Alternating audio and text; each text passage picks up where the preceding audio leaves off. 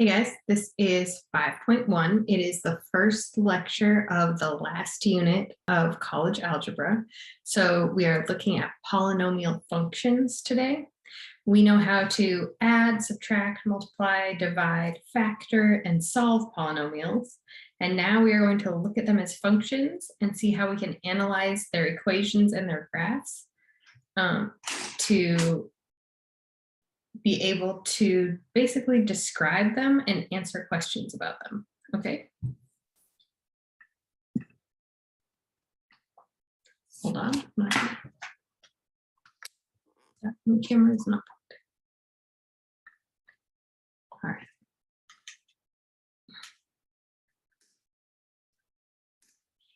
So it says 5.1 polynomial functions. F of x equals 5x to the fourth minus 3x to the third minus 7x squared plus 2x minus 8. This is a polynomial. So this would be an example of a polynomial. And a polynomial function is the combination of monomials. Mono means one, right? So a monomial with positive integer exponents with no variable in the denominator of a fraction, okay? So this polynomial has 1, 2, 3, 4, 5 monomials, and they are separated by plus and minus. So each of the monomials is the term, okay? So this is a polynomial. This is a fifth term polynomial, 5-term polynomial, 1, 2, 3, 4, 5. This polynomial has 5 terms. Okay. The standard form of a polynomial means that we have the exponents arranged in descending order. So this, the first, the leading term, the first term is 5x to the fourth because it has the highest exponent. And then we descend down to 3, and then we descend to 2, then 1. And then this is like there's an x to the 0 because x to the 0 will equal 1. And so -8 times 1 is just -8. All right.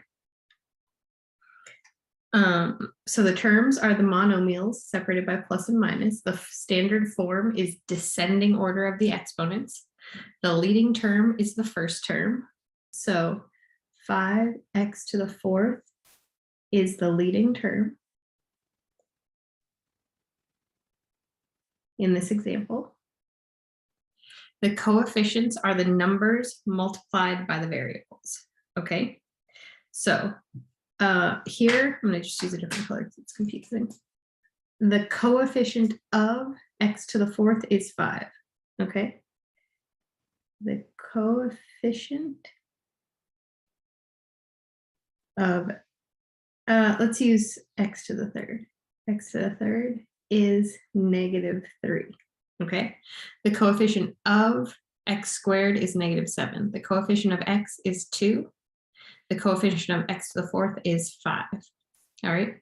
The constant is the number without a variable, or the y-intercept, or the one with the 0 exponent, right?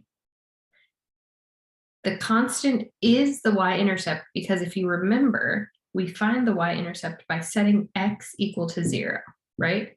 So if you look at a polynomial function and you set every x equal to 0 and multiply it out, we'll have 5 times 0 minus 3 times 0 minus 7 times 0 plus 2 times 0 minus 8.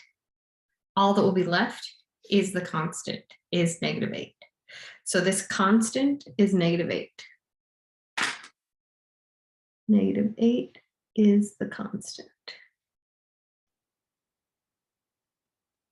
5x to the fourth is the leading term, -8 is the constant. The degree is the largest exponent, so it will be the leading term. The largest exponent of the leading term is the degree of the polynomial. All right. The graph of a polynomial is both smooth and continuous. That means if I put my pen along this polynomial, I will not have to pick up my pen and my pen will move smoothly, right? Smooth and continuous. This is a little bit hard to read. This is not a polynomial because we have corners, cusps, gaps, and holes, right? It is not smooth if there are corners and cusps, and it is not continuous if there are gaps and holes. I would have to pick up my pen and I would have to move sharply up and down. All right. Oh, okay. So the thing I want you to emphasize is that a polynomial function will have positive integer exponents. Okay, positive integer exponents include 4, 3, 2. Okay, those are positive integer exponents. Even the understood 1 would be a positive integer exponent. And it cannot have a variable. The variable is the letter. No variable in a denominator. Okay, no letters in the denominator, and all the exponents must be positive whole numbers. An integer is a whole number.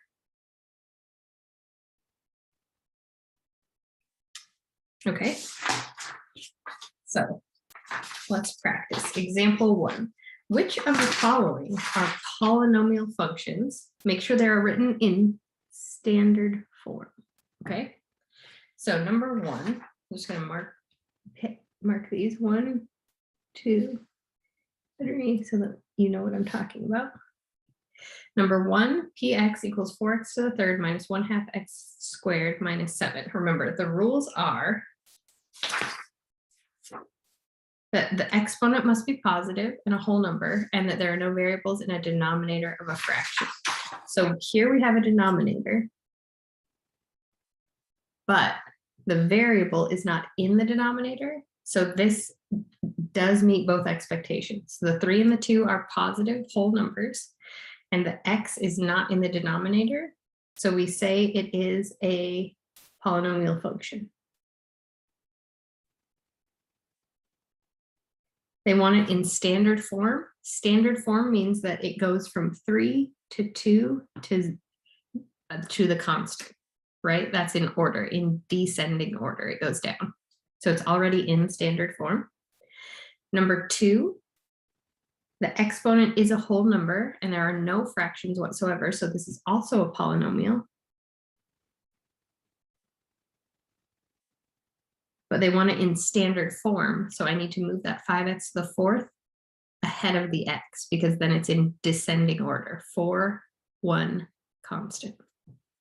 So I'll start with negative 5x to the 4th, a positive x, so I'll say plus x plus 3 equals f of x. Okay, that's standard form. Number 3, g of x is equal to the cubed root of x. The cubed root of a number is the same as saying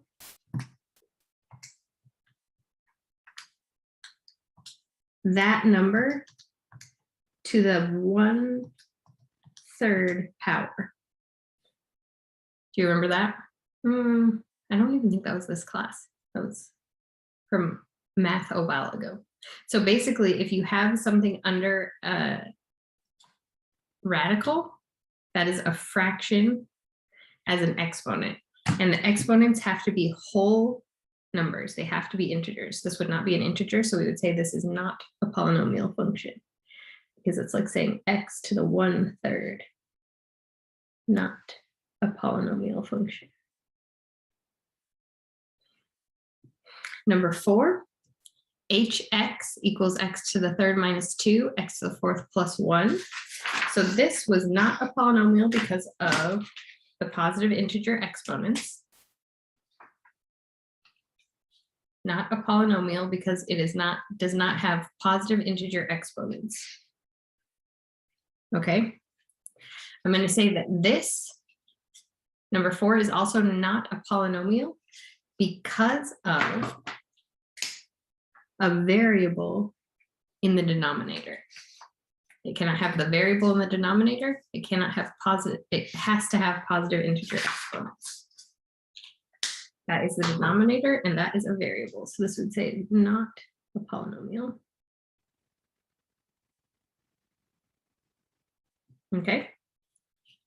And number 5. Number 5, all of my exponents are positive, a 3 and a 2, right? And there is no fraction, so there can't be a variable in the denominator, so we can say it is a polynomial. This polynomial function is currently in factored, or sorry, yeah, it's in factored form, and we need to take it out of factored form and put it into standard form because the directions were right in standard form. So I'm going to rewrite it down here. How did it become blurry? This is just impossible. All right, so what we had, just so I have enough space, what we had was h of x is negative x to the third, x minus 3 squared, okay? Squared means we're multiplying it by itself, so I'm going to expand it out. Negative x to the third times x minus 3 times x minus 3.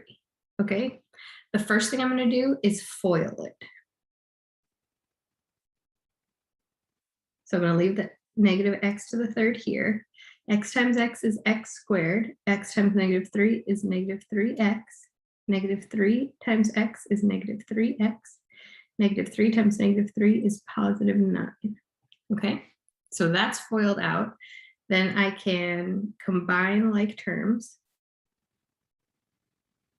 Simplify it, negative x to the third, x squared minus 6x plus 9. Now I'm going to distribute that number, or sorry, that variable outside the parentheses. So negative x to the third times x squared, and negative times a positive is a negative. Keep the bases the same. 3 times 2, we add them together, so it becomes 5. A negative times a negative becomes a positive 6. X to the third times x becomes 6x to the fourth. Negative times a positive is a negative 9x to the third. Okay, this is now in standard form. So it's a polynomial, and then we would change it to negative x to the fifth plus 6x to the fourth minus 9x to the third. Okay, because that's descending order. 5, 4, 3.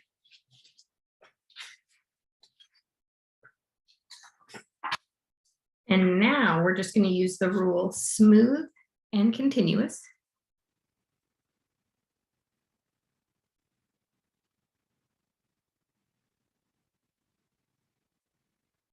To decide whether it's a polynomial. If it is smooth and continuous, it is a polynomial.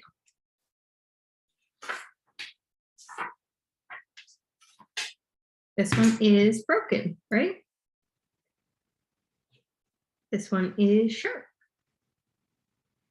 This one is smooth and continuous.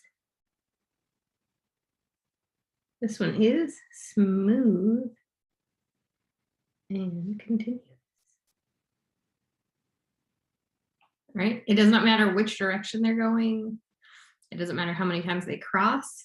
We just want smooth and continuous. So these are polynomial functions.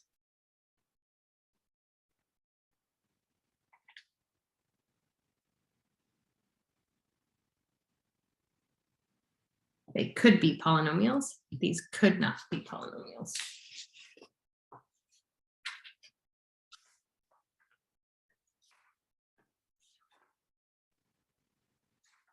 All right, the next thing that we are going to talk about is the power function. The power function is the leading term, right? We saw this. The leading term is the first term, okay? The leading term is the first term. The first term, sorry, this was not our notes, those were different notes. The leading term here is 5x to the fourth, okay? 5x to the fourth is, write it in a different color, leading term. Just means it's first, leads off. All right, The power function is the leading term. The power function of a degree is the leading term of the function when written in standard form f of x equals ax to the n power, okay? The graph of a polynomial function will resemble the graph of the power function, all right? Determine the power function. The power function is the leading term.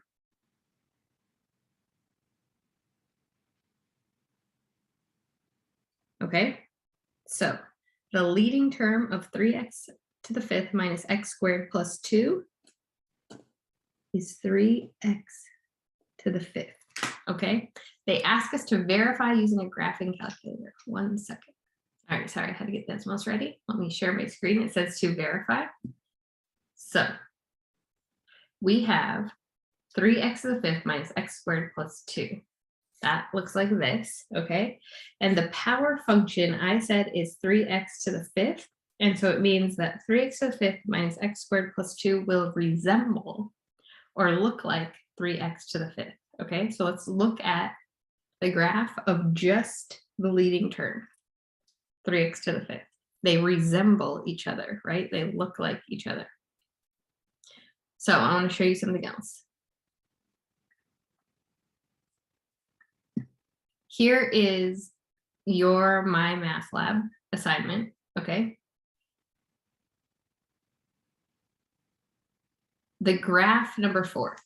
The graph of the function f of x equals 6x to the 4th minus x to the 3rd plus 5x squared minus 3x minus 2 resembles or looks like the graph of the leading term. The leading term is the power function.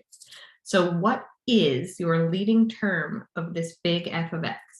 Is it 5x squared, negative 3x, negative x to the 3rd, or 6x to the 4th? It is 6x to the 4th, right? Okay, so I want you to see that. We're finding the leading term, the letter, or the letter with the greatest exponent, okay? Here, though, we have it in factored form. So I want to show you a quicker way to find the leading term when it's in factored form. So here, this was in factored form. We did all of this to find its standard form. But what if I only needed the leading term? Okay, then I can just say, what's at the front when I do FOIL everything out? There'll be a negative x to the 3rd, and there'll be an x squared. Those are all my x's. And remember, the x's are what decide your leading term, right? We had 1, 2, 3, 4, 5 x's, and that decided that my leading term was x to the 5th, right? So that becomes negative x, 3 and 2 come together to make 5 because we're just adding them, right? So our leading term is negative x to the 5th. And I did that in a faster way than foiling everything, but it's the same answer, okay? So we're going to use that right now to find out what this leading term would be, okay? So it is 2, I want to take that number just like I took the negative on the other one, 2. This is x to the 3rd, right? And this is just x. So that becomes 2 times x to the 3rd times x becomes 2x to the 4th.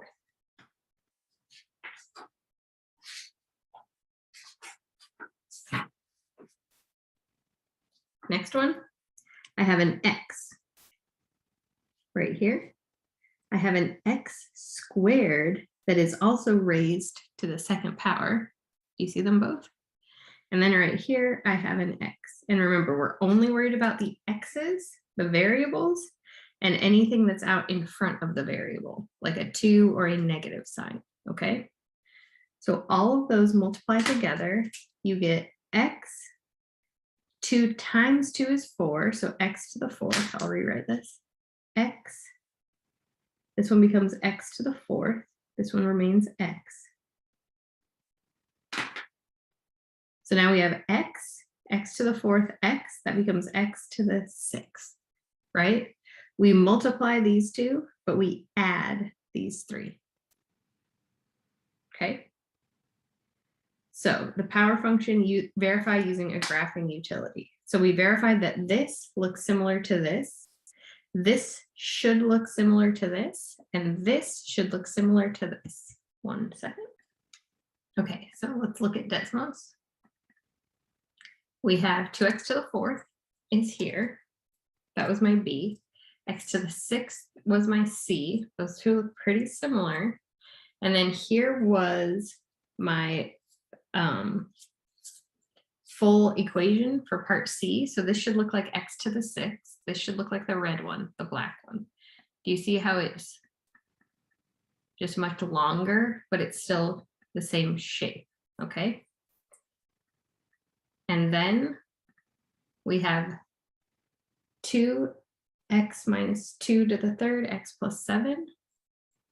That does not look like it, but if we zoom out, we see that it is like it. It's just longer and it has a bend in it, okay? They both go up in the end. All right, so those are the power functions, and we verified that they are the power functions, that they resemble the graph, that the whole equation resembles the graph of the power function somewhat, okay? Now we're going to talk about real zeros. A real zero is any value, this is what this is saying, any value that you can substitute into a function and cause that function to equal 0. So I put that number in here, I get out a 0, okay? Before we talk about real zeros, let's use this opportunity to just practice the power function, okay? So the power function is just the leading term. What is, so not related to real zeros, what is the leading term of this, okay? Just to practice. We have an x, we have an x squared, we have an x, and we have an x. So my leading term would be 2, 3, 4, 5, x to the 5th, and there's nothing in front of it, okay? So my leading term is x to the 5th. I just wanted you to know, okay? Sorry, back to real zeros. So a real zero is, we'll call it R. The real zero is also the x-intercept because y is 0, right? The factors of f are written as x minus r, okay? Remember that. X minus r is how we write the factors of all of these polynomial functions, okay? It's also a solution, which is saying the same thing. It equals 0. It solves x equals 0 because r will equal 0. Whatever r I get, the y will be 0, okay? Don't worry about multiplicity right at this second. First, it says identify the real zeros. Identify the real zeros. And we said that the real zeros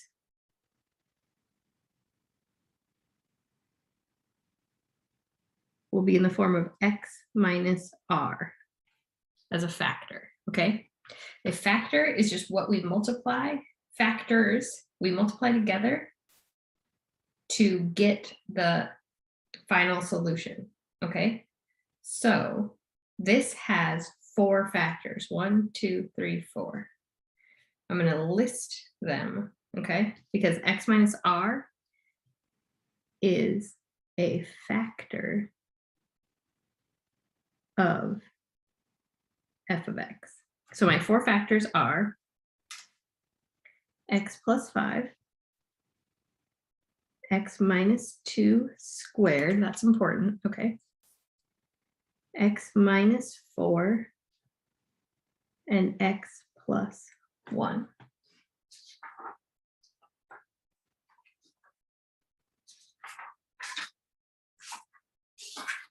So I can find an R for each of these. This R equals, this R equals, this R equals, and this R equals, okay? X minus R. So basically, if you take R, switch it to its opposite, and group it with X, okay? So X minus what becomes X plus 5? X minus a negative 5, right? Here it would be X minus positive 2. Here it would be X minus positive 4. Here it would be X minus negative 1. Do you see that? Because of that minus sign, we had to switch all of these to their opposite. Plus becomes minus, negative becomes positive, negative becomes positive, positive becomes negative, okay? These are also the x-intercepts, okay? So we identified the real zeros. Done. New color. State their multiplicity. Now let's go back and look at multiplicity, okay? X minus R M. M up here is the multiplicity. I want to show you on what the problem will look like in my math lab.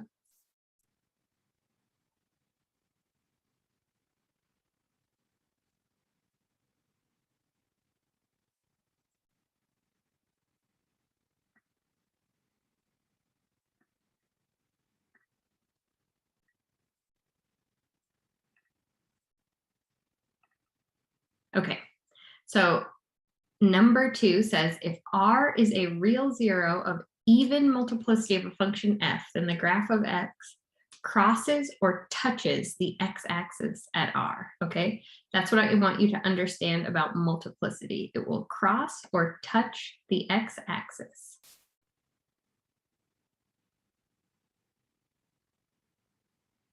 Okay, and we also need to look at number 6. Sorry, number 5. The multiplicity of a real zero is the number of times the factor occurs. The number of times the factor occurs. So the multiplicity is the number of times the factor occurs. Okay? So here, this factor occurs 1 time. Here it occurred 2 times. Here it occurred 1 time, and here it occurred 1 time, because it's an understood 1. That only happened once, that happened twice, that only happened once, that only happened once. Okay? And it will touch the x-axis if that number is even. It will cross the x-axis if that number is odd, okay? I just want to use the same word that your homework questions will use, sorry. So we're using cross and we're using touch. So state their multiplicity. This multiplicity is even, or this multiplicity is odd, okay? So let's look at it. 1, so we're not looking at the 5, we're looking at the 1. The 1 is an odd number. That 2, that exponent is an even exponent. That exponent is an odd exponent. And that exponent is an odd exponent, okay? So we stated their multiplicity. Now, it wants us to tell us the interaction with the x-axis, okay? If it is odd, it crosses. Crosses x, okay? If it is even, it will touch and turn. So I'm just going to say touches x. Does not cross. Odd will cross x. Odd will cross x. Okay. So stating their multiplicity just means tell me whether it's even or odd. And then describe the interaction means what happens with the x-axis. How many times does it cross? How many times does it touch? Here's the equation. It crosses at -5. That's what we said, right? It crosses at -1. It touches at 2, and it touches at 4. That's all we need to know about it, okay? It didn't ask us what the y-intercept was. It didn't ask us what this local minimum was. Just asked us how it interacts with the x-axis, okay? So those are our answers. And I think we could verify them using the graphing utility. All right, one thing I wanted to go back to, sorry about that, on slide 4, is I want to note what degree each of these is, okay? So this is a polynomial function of degree 5 because of that 5, okay? B is a polynomial function of degree 4, and C is a polynomial function of degree 6 because of that 4 and that 6, okay? Something I thought of too late.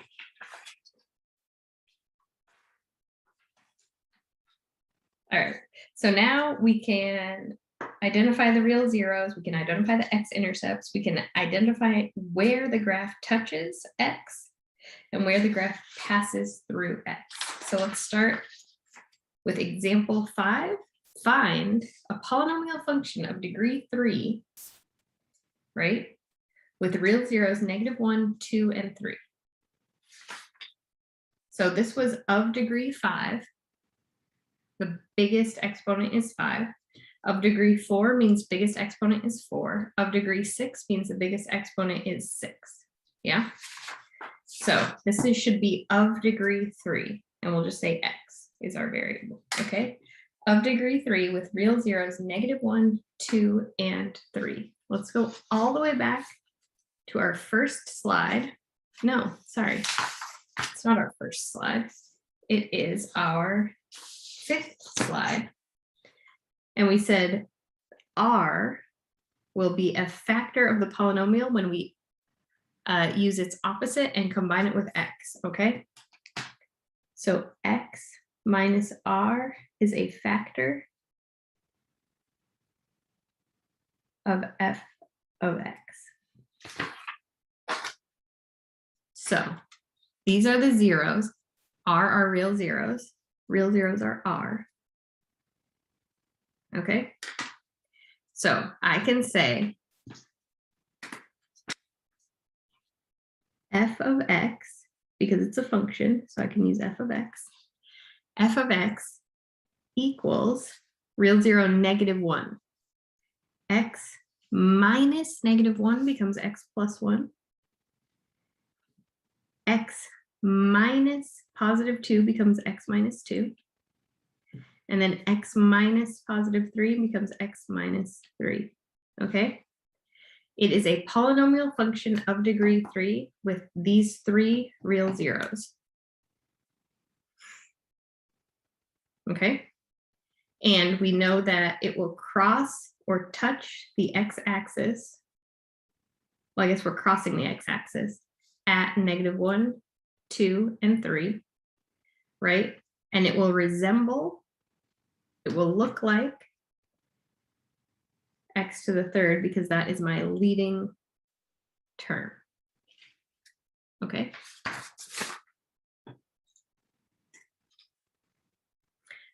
They might ask you to simplify it or put it into standard form, in which case you would have to multiply out x plus 1 times x minus 2 times x minus 3, but you can just leave it like that because it's faster, okay?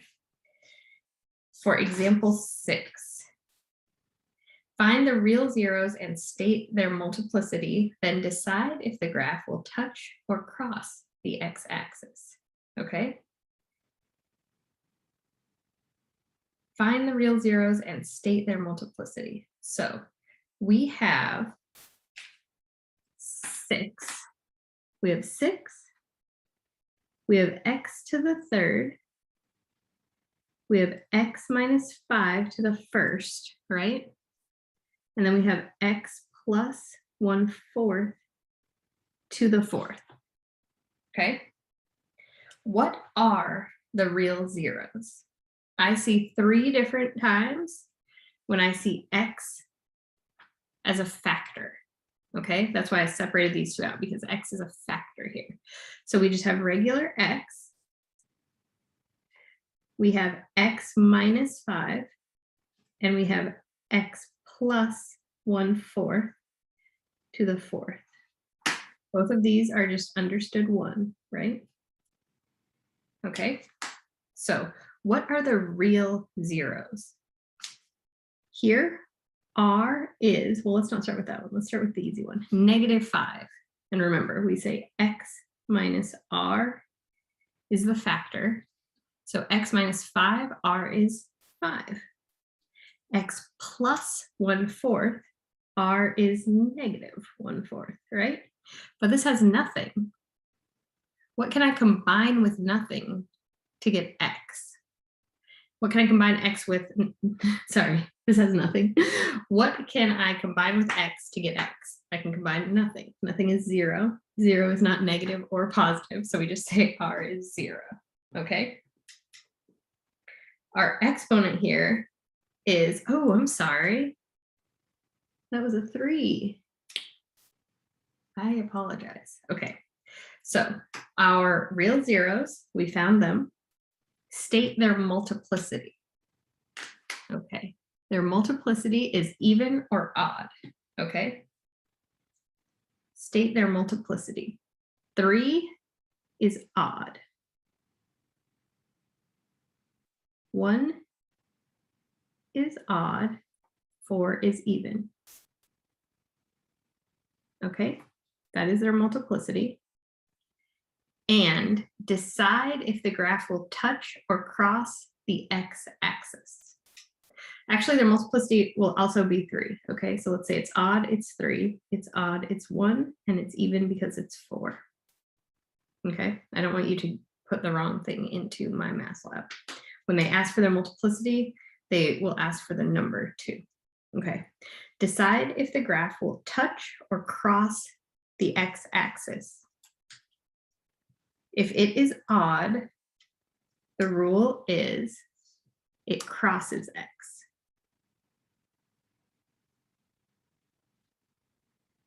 So it will cross x at these 2 points, and it will only touch x at -1/4. So let's check that in Desmos. All right, so we have, here's our graph. I zoomed in a lot. We have 5 as a place that it crosses. We have 0 as a place that it crosses. And we have -1/4 as a place that it crosses. All right, decide where it will touch or cross. We got that too. And then we verified using a graphing calculator. All right, example 7. Consider the polynomial function f of x equals x to the x minus 3 squared times x plus 4. Find the real zeros and state their multiplicity. So we'll just call this A, B, C, and D, okay? So for part A, find the real zeros.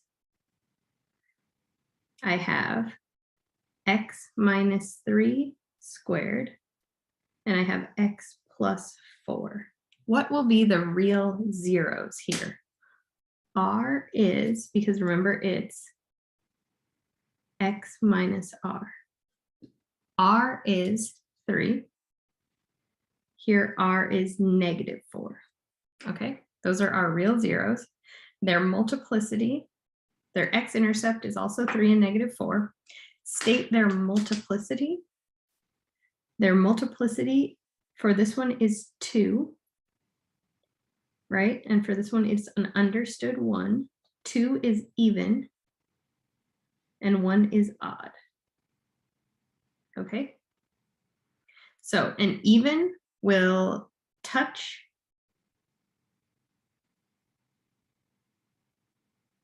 x, and odd will cross. Sorry. And odd will cross x. B says, all right. We found the real zeros and we stated their multiplicity. Now it says find the y-intercept. So B is find the y-intercept. The y-intercept is the constant. Do you remember we looked at the first terms of the factors to find the power function? So here to find the power function, we would say x squared times x. So the power function is just x to the third, right? Now we need to find the y-intercept, which will be the constant. So we're just going to do that same thing, but only to the last numbers instead of the first, okay? Without fully putting it into standard form, though you can if you want, you'll get the right answer. We can just multiply the constants, okay? So here we multiplied the x's. X squared times x gives us a power function of, oh, this is going to be a hard video to watch with all this coughing. Okay, the power function is x squared times x, which gives us x to the third. We can do that same thing with the y-intercept.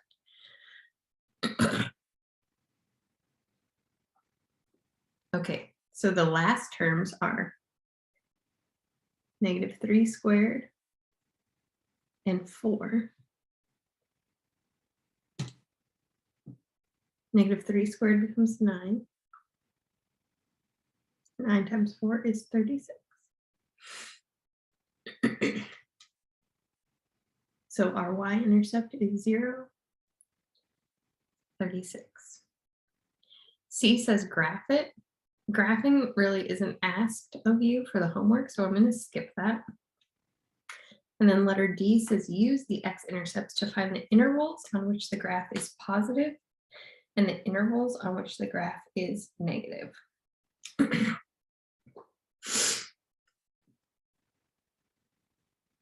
So I know that at 36, it's going to cross y. I know that at x is 3, it's going to touch, and that x is -4, it's going to pass. Okay, so it has to be positive up here, and it has to cross x here,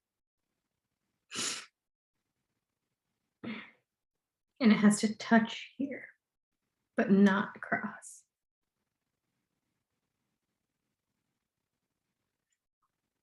So that's my graph approximately, okay? Use the x-intercepts to find the intervals on which the graph is positive and when it is negative. So skipping down to D, where is this positive and where is it negative, right? Between -4 and 3, it is above the x-axis. So f of x is above the x-axis is greater than 0 at the union of -4, 3, and 3 to infinity. So basically after 4, forever to infinity except right at 3, which is why we do that union, and we stop at 3 and 3. and we don't use brackets. The function is below 0 before -4. Okay, it's at 0 at 3. They didn't ask us about that. So that's example 7.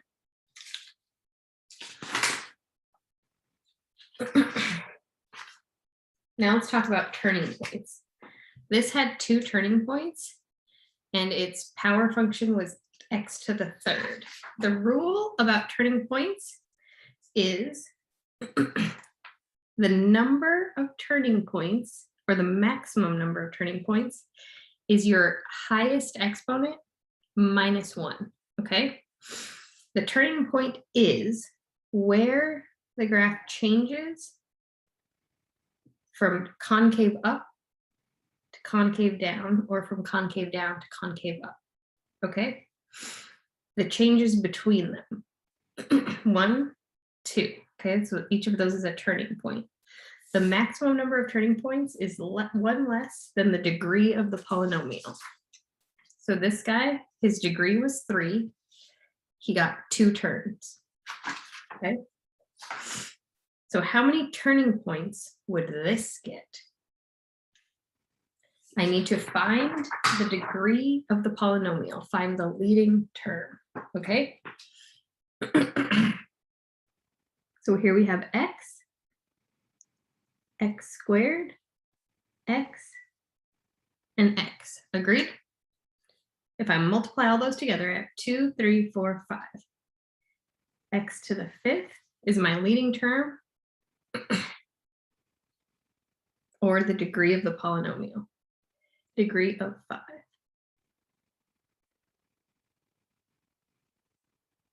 So if it's a degree of 5, the number of turning points is 5 minus 1, so it can have 4 turning points.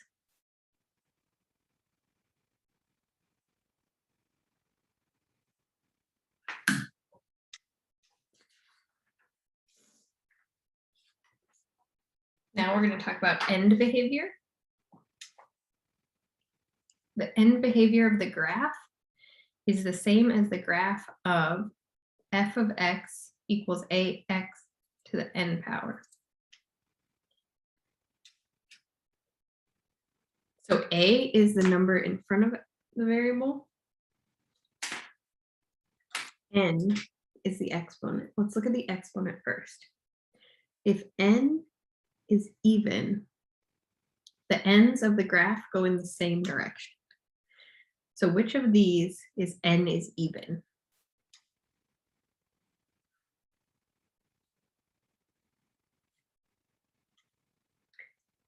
So the exponent is even in both of these.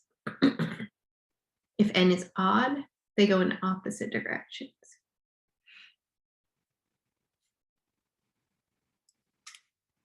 They start up and they end down, or they start down and they end up, okay? The other two are talking about A. If A is positive, it opens up. So here A is positive because it's opening up, or up on the right. Remember, you're reading it like a book, left to right.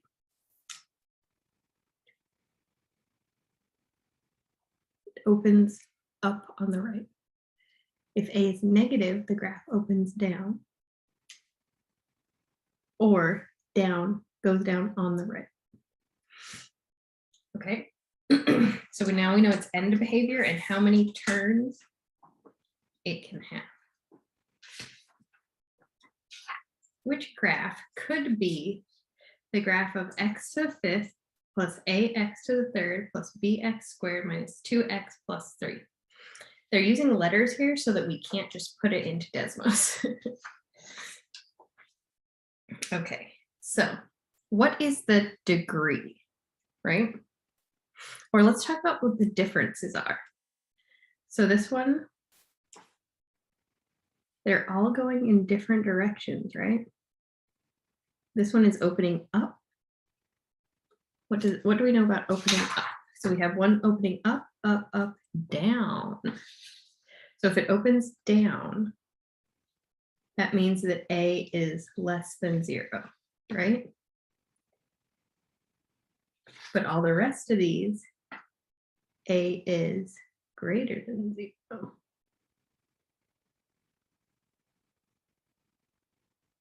Right? That's a difference. What other differences do you see? Let's see how many turns there are. Yeah. So this one has 1, 2, 3, 4 turns. Turning points. 1, 2, 3, 4 turning points. 1, 2, 3, 4, 5, 6, 7, 8 turning points. 1, 2, 3, 4 turning points. Okay. So this one's different because it's going in a different direction. This one's different because it has a different number of turning points. What's the difference between these two? I would say the y-intercept, right? The y-intercept is less than 0, and here the y-intercept is greater than 0. And here the y-intercept is greater than 0.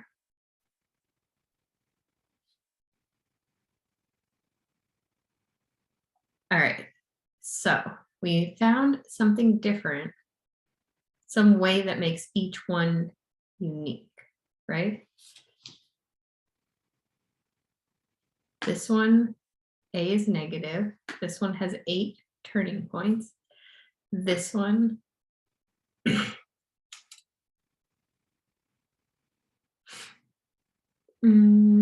the y-intercept is positive. I mean, this one doesn't have anything different. And then this one, the y-intercept is negative. And then this one just is just like a combination of all 3 of these. All right, so if A is positive, that is true, right? A is positive, so it cannot be this one. The y-intercept is 3, so it cannot be this one, right? And then should it have 4 turns or should it have 8 turns? It's the degree of the polynomial is 5, right? And so we take 5 and we subtract 1, we get 4. So B could be the graph of this polynomial. It's a degree 5, so it could have 4 turns. The A is a positive, so it should open up. And the y-intercept is positive, so it should be above the x-axis. Last one, example 10. Find a polynomial function whose graph is shown with the smallest degree possible. So what do we know? We know it's touching at -1 and it's crossing at 1 and 2, right? Touches at -1, it crosses at 1 and 2.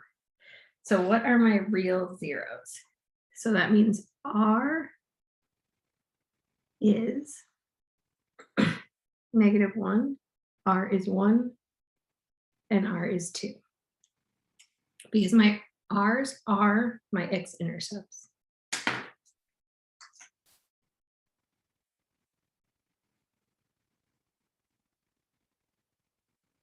Yeah.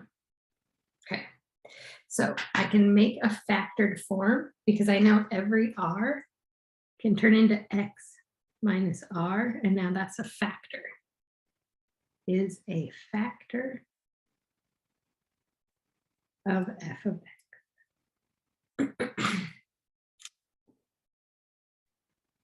X plus 1, X minus 1, and X minus 2 would be the factored forms of each of those real zeros, right? We also know that there's a difference between touching and crossing, right? Let's look back at our notes. When that number is odd, the graph will cross, okay? So those are odd. I'll get a different color. and this is even. And we're talking about the exponents of those factors, okay? So this needs an even exponent.